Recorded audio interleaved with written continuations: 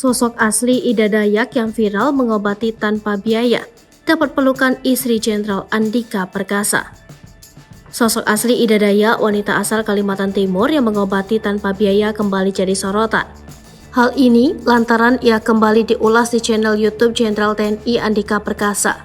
Tampak dalam video tersebut momen Ida Dayak mendapat pelukan dari istri Jenderal Andika Perkasa, Hetty Andika Perkasa. Ida Andriani atau yang dikenal dengan Ida Dayak, wanita asal Kalimantan Timur yang memiliki kemampuan untuk menyembuhkan berbagai keluhan atau sakit seperti stroke ataupun meluruskan tulang bengkok melalui proses memijat dengan iringan musik.